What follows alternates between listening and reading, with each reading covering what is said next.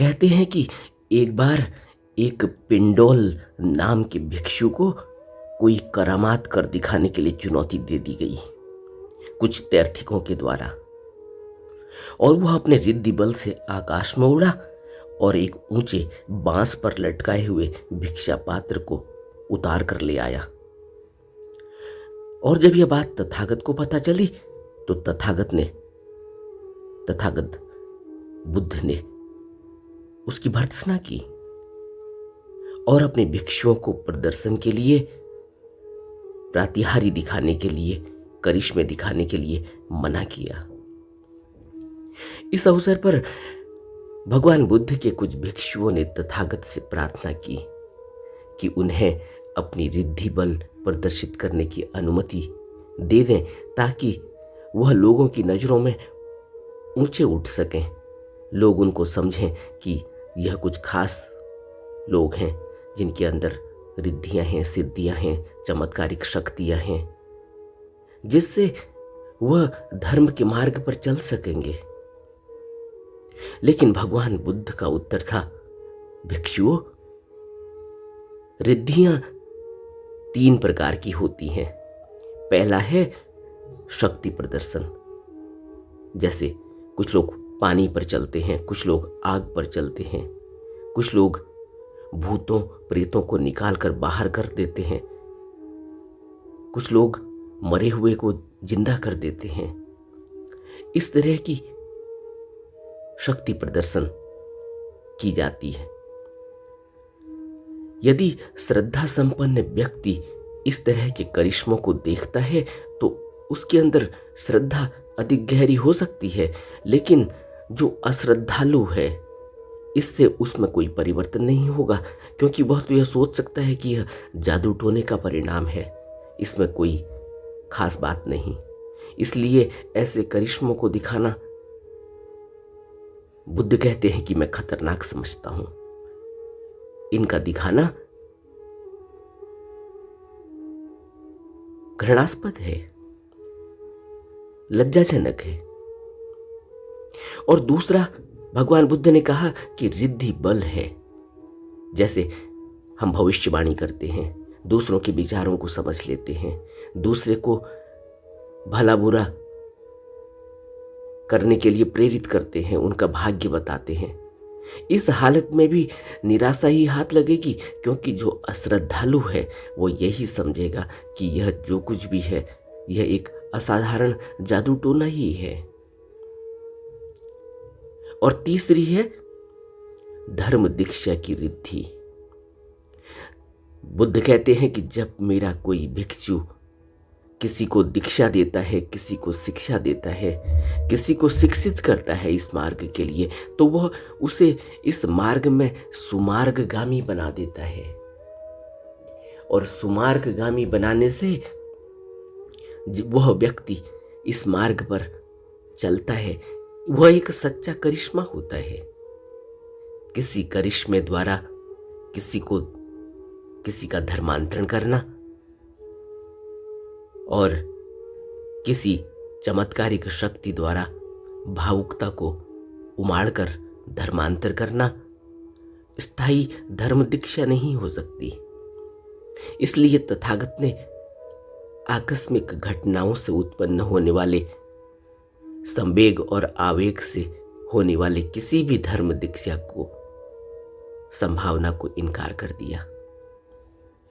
लेकिन उन्होंने विचार परिवर्तन और शिक्षा के माध्यम से होने वाली धर्म दीक्षाओं के अतिरिक्त शेष सभी धर्मांतरों, सभी धर्म दीक्षाओं का निषेध कर दिया। यहां तक कि भगवान बुद्ध से जब यह पूछा कुछ भिक्षुओं ने कि आप हमें अनुमति दें, जब देवदत्त ने कुछ देवीय शक्तियों द्वारा कुछ करिश्मे दिखाए तो बहुत से भिक्षु देवदत्त के साथ चले गए। कई 100 भिक्षु देवदत्त के साथ चले गए, यह समझकर कि देवदत्त के पास रिद्धियां सिद्धियां हैं, ज्यादा शक्तियां हैं। और बुद्ध तो किसी शक्ति को मानते नहीं, किसी शक्ति के बारे में बात नहीं करते। तब किसी ने भगवान बुद्ध से पूछा कि बहुत से भिक्षु देवदत्त के साथ चले गए हैं, तो आप भी हमें इस तरह के शक्ति प्रदर्शन की अनुमति दें।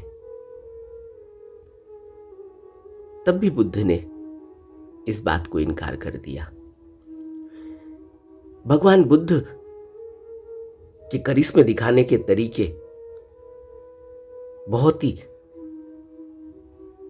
जैसे कि बुद्ध ने कहा कि विचार परिवर्तन और शिक्षण के माध्यम से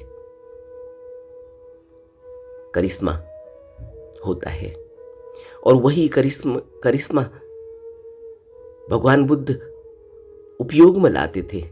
यह बात कृष्णा गौतमी की कथा से भी स्पष्ट हो जाती है। हम सभी ने कृष्णा गौतमी की कथा सुनी होगी।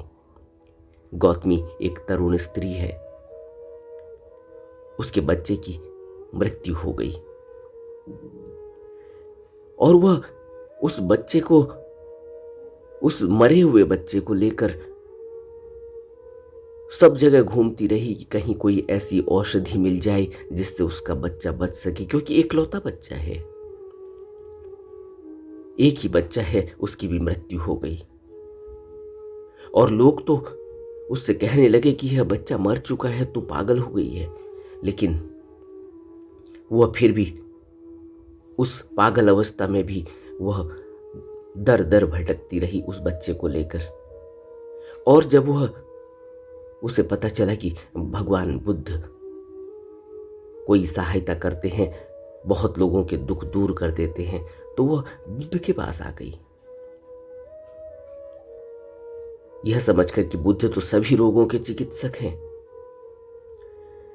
जब बुद्ध के पास पहुंची और दवाई की याचना की, तो बुद्ध ने कहा कि वह ऐसा नहीं होता है, मृत्यु तो इस जग का सत्य है, अब कुछ नहीं किया जा सकता। लेकिन वह मान ही नहीं पाई। उसकी याचना इस तरह की थी कि बुद्ध ने कहा, ठीक है, मैं इस बच्चे को ठीक कर दूंगा, मैं तेरे बच्चे को अच्छा कर दूंगा, यदि तू किसी ऐसे घर में जिसमें न किसी का कोई बच्चा मरा हो, न पति मरा हो, न माता पिता मरे हो, न कोई मित्र मरा हो, उस घर से सरसों के दानों की एक मुट्ठी ला दे। वह दर दर भटकती रही, घर घर भटकती रही, न जाने कितने गांवों को उसने छान मारा, लेकिन कोई भी ऐसा घर नहीं मिला। लोग दया बुद्धि से उसे सरसों के दानों की मुट्ठी दे देते, लेकिन जब वह पूछती कि तुम्हारे यहाँ कोई मरा तो नहीं, तो वह उसे उत्तर यही मिलता कि अरे, जीने वाले थोड़े हैं, मरे ही बहुसंख्यक हैं। जीने वाले तो कुछ ही लोग हैं। अगर पीछे को देखते हैं तो इस परिवार से तो बहुत लोग पीछे मर चुके हैं। वह फिर उन सरसों के दानों को वहीं फेंक देती, फिर दूसरे घर में जाती। इस तरह कहते हैं कि उसने न जाने कितने घरों को छान मारा, लेकिन कोई भी ऐसा घर उसे नहीं मिला जहां कोई मरा न हो, जहां से वो सरसों के दाने की एक मुट्ठी ला सके। जब ऐसा नहीं हो पाया, तब वह अंत में थक हार कर भगवान बुद्ध के पास पहुंची, और तब बुद्ध ने उसको कहा कि यह तो असंभव लगता है। तब बुद्ध से उसने कहा कि मैं सोचती थी कि अकेला ही मेरा पुत्र ही मर गया, लेकिन इस नगर में जीवितों की अपेक्षा जो मरे हैं वह तो बहुत ज्यादा हैं। तब उसकी आंख खुली, तब उसके अंदर एक ऐसा भाव जगा, तब उसके अंदर प्रज्ञा खुली, तब उसके अंदर विवेक की जागृति हुई। इसलिए बुद्ध कहते हैं कि असली चमत्कार तो शिक्षा के माध्यम से और विचार के परिवर्तन के माध्यम से होता है। और इस तरह से जो व्यक्ति धर्म की दीक्षा को लेता है, उसी के अंदर सच्ची क्रांति होती है और उसी के अंदर आध्यात्म के मार्ग पर आगे बढ़ने के लिए प्रेरणा मिलती है। उसे जीवन का अर्थ समझ में आता है, उसे सच्चा सुख कहाँ है यह समझ में आता है, उसे संसार की व्याधियां, संसार की पीड़ाएं, संसार के दुख, संसार की वेदनाएं दिखाई देती हैं। इसीलिए बुद्ध ने कहा था कि यह संसार में दुख है और दुख का कारण है और दुख का निरोध किया जा सकता है और दुख निरोध के लिए आर्य अष्टांगिक मार्ग है।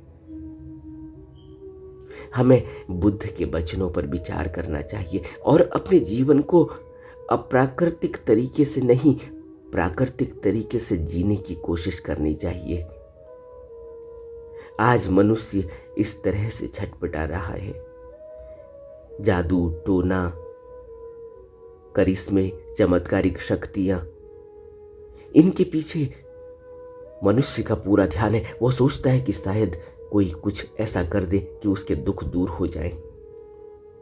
लेकिन सोचो, भगवान बुद्ध आज से 2800 साल पहले, जबकि समाज इतना शिक्षित नहीं था, इस तरह से शिक्षा हर व्यक्ति के अंदर नहीं पहुंची थी, उसको भी उसके तब भगवान बुद्ध ने 2800 साल पहले यह घोषणा कर दी कि किसी भी प्रकार की अप्राकृतिक शिक्षा से मनुष्य के अंदर बदलाव नहीं होता, उसके दुख दूर नहीं होते।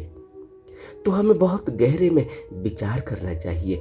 जब भी हमारा मन इधर उधर भटकता है तो हमें अच्छे से गहरे में भगवान बुद्ध की बातों पर विचार करना चाहिए और अपने जीवन को प्राकृतिक तरीके से बुद्ध के बताए हुए मार्ग पर चलकर जीना चाहिए। उसी से हमें सच्ची शांति भी मिल सकती है और सच्चा सुख भी मिल सकता है।